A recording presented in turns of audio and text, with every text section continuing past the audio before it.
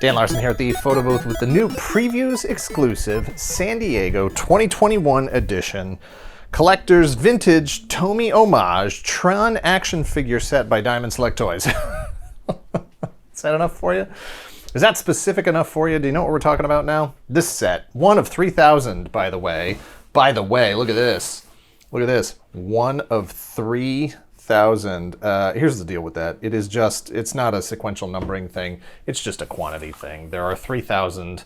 This just happens to be one of those 3,000. Every single person who got one of these, theirs says one of 3,000. It is what it is. What are you going to do? The second this thing went up, first of all, the second this thing went up for the pictures were shown online, I was like, I'm going to buy that as soon as it goes up. So the second it went up, I bought it. It just came in. That was probably a couple months ago.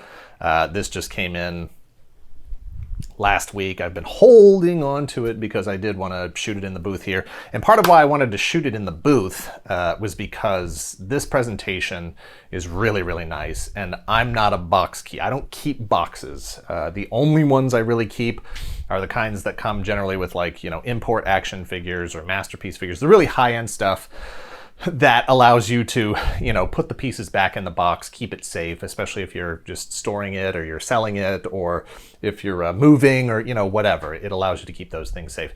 Something like this, which is designed more just with display collectors in mind. You know, you've got packages in packages to really get that vintage homage feeling. This kind of stuff, I can't. I need those figures out. So there's 2,999 of these that'll stay in the package, minus one or two, because I know at least two other people online that already opened theirs. So those of you keeping them in the packages, it's getting rarer and more valuable by the day.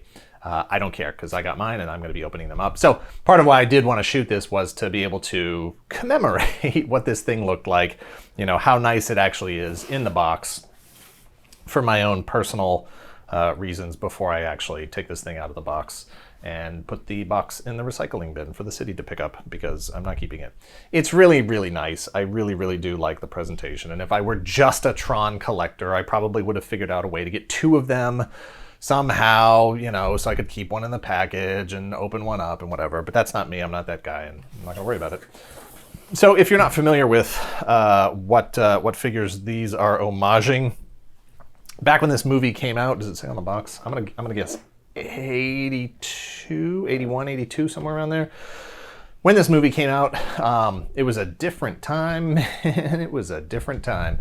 Tomy, of Takara Tomy Toys, was the ones that picked up the license to make the action figures, and what we got were basically, like, you know, Star Wars style action figures that, you know, those were the go-to figures of the day. They were inexpensive to produce. You could make a bajillion of them. Wouldn't cost much. You could sell them for, you know, dollars on the pennies. And these actually hit 2 points. One, they were translucent. I love translucent action figures. 2, these pieces do glow in the dark, I think. Pretty sure. I don't know. These are in pretty rough shape, so even if they do glow in the dark, they don't glow in the dark anymore. These figures are great.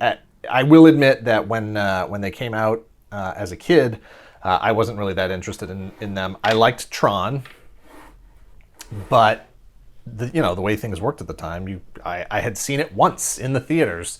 And maybe, honestly, I'm not even sure if I ever saw it in the theater. I think I did. I want to say that I remember, I was like 5 years old at the time. I want to say I remember, you know, that magical moment coming out of the theater, running with the, you know, pretending a baton of some sort is a light cycle handlebar, and you get to turn it into a motorcycle and go screaming through the park. But, you know, beyond that, it's like, what connection did you have? Maybe some books, some commercials, you know, and there just wasn't the same kind of, you know, toy push. So it was they made Sark, who is in this homage set. They made the Sentries, and then they made Tron and Ram, neither of which, unfortunately, I don't have Tron or Ram of the vintage figures in my personal collection. So what are you going to do? So, I am a big fan of Tron. I love the first movie. I love Tron Legacy, but there's something about that first movie that really, really just, there's an aesthetic, there's an atmosphere, there's a world that's created that's partially due to the limitations of the special effects technology, but at the same time, the way the special effects technology was pushed to create the kinds of costumes that created the visual effects that they created, it just, from the sound to this, airbrushed, wholeheartedly all in 80s production of this thing, the stylization of the CG world at a time when computers were so primitive, there's nothing like it. I love Legacy as well, but even that couldn't capture the same kind of world, because the movie producers, the effects people don't want to go that far back. You want to push ahead. You want to see what that digital world looks like now, not what these characters are still doing in that digital world of 40 years ago. But for me, I would love it if a TV show came out, a Netflix series, whatever, where they really went back to that old Tron world.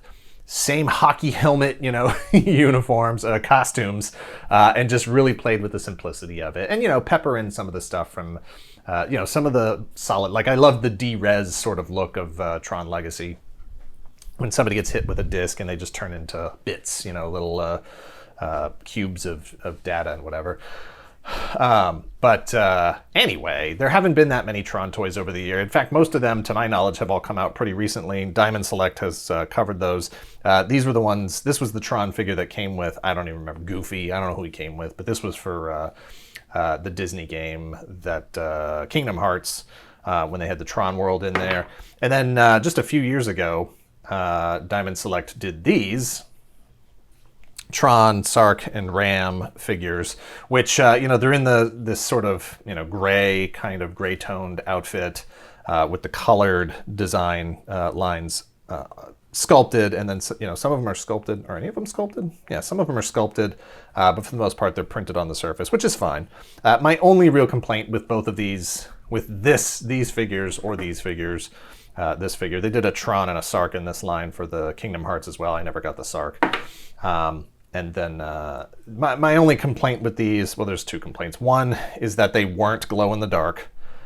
And two, they're not even blacklight. Like Sark glows pretty good under blacklight, but Tron and Ram don't glow at all. And that's really disappointing because,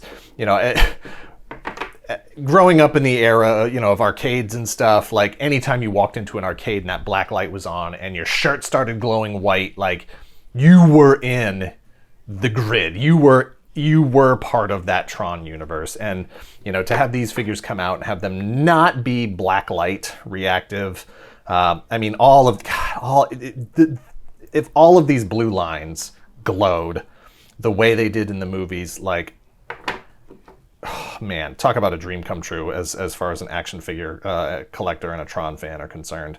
Sark looks pretty good, but the rest of it, they just don't glow. So that's disappointing. They do look good in the daylight. They look fine here, but man, I just wish they really, really did pop when you turn that light off.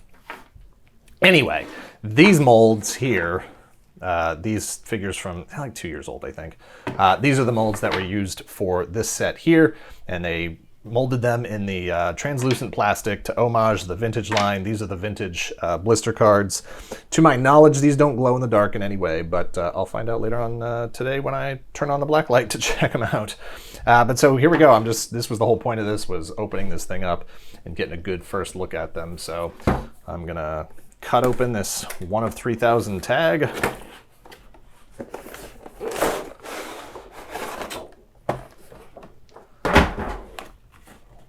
Got a nice presentation here with these like plastic clips to keep the blister cards in place so they're not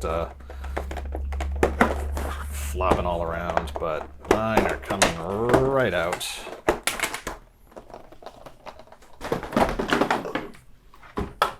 All right. So we'll just start with Tron here. Yeah, got a nice homage to those vintage cards, but with the new figures on them. No no actual light cycle. I don't know if that's something they're working on or ever intended to do. I would be surprised at this point if they were going to. I was surprised that they even put this set of figures out. I don't know how well these figures sold.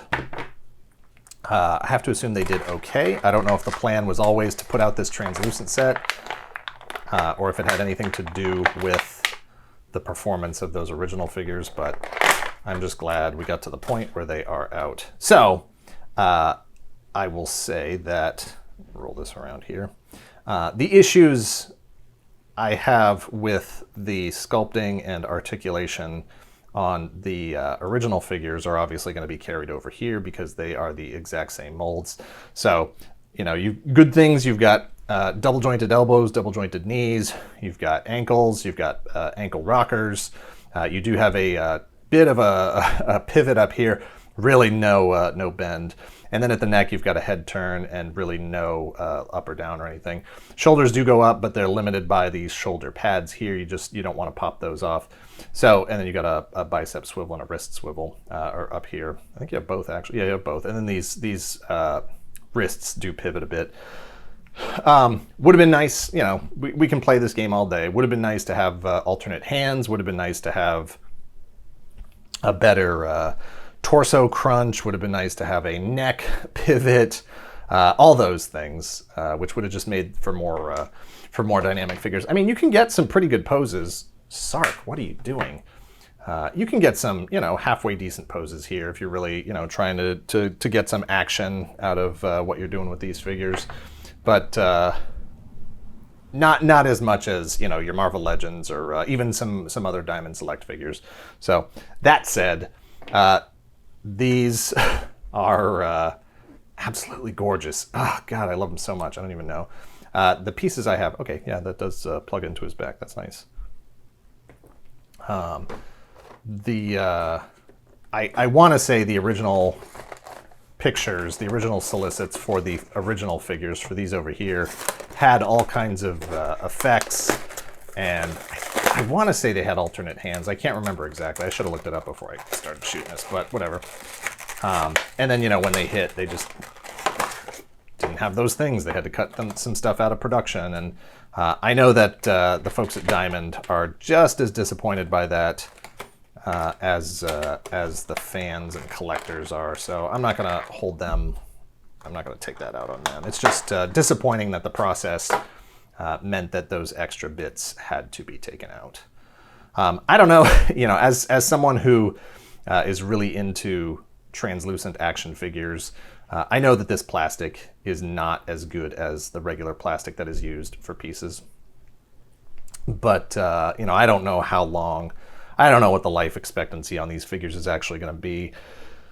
You know, it could be a year from now, it could be 5 years from now, it could be 20 years from now that, you know, the joints, hinges just turn into dust and these things become useless. I picked up a McFarlane necroplasm,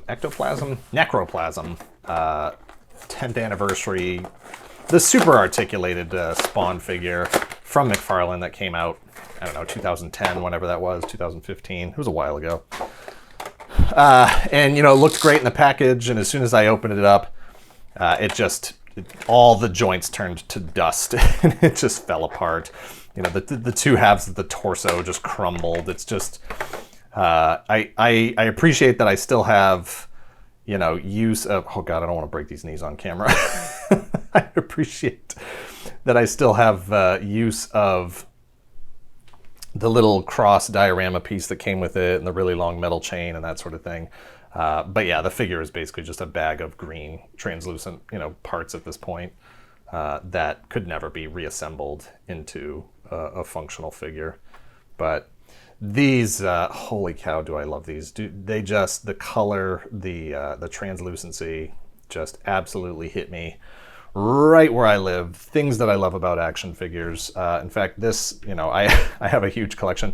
This hologram Iron Man here will fit in perfectly with these guys. He's even got the, he's a, you know, color that's not already represented. He's already got the seam lines there. Looks like he's part of the grid anyway. So I am pretty excited to see these. I'll be posting pictures of these on my Instagram at toygalaxy for sure. Look at this. Look at this. It's like the same guy. There's no, it's practically the exact same thing. I do want to get a Tron and a Ram at some point. I just gotta bite the bullet and pay the $30 per figure or whatever it is to actually be able to afford those, to grab them. I mean, I could afford them if I sacrifice something else, you know, keep the budget in line. But, you know, I've gone this long without them. I would love to find them at a flea market or a yard sale or, you know, some little toy shop or grab them at a con or something like that at some point. Anyway, I'm psyched to see these. Don't forget to follow my Instagram at toygalaxy to see more pictures of those. It's a really great set of figures, and I'm very happy Diamond put them together. Thank you for watching this and all of our videos. Hit like, hit subscribe if you're not already a subscriber. Head over to regular Toy Galaxy and subscribe there if you're not already. If you're in the position to help the channel grow, please visit our Patreon at patreon.com/toygalaxy or become a channel member. Thanks for watching. Later.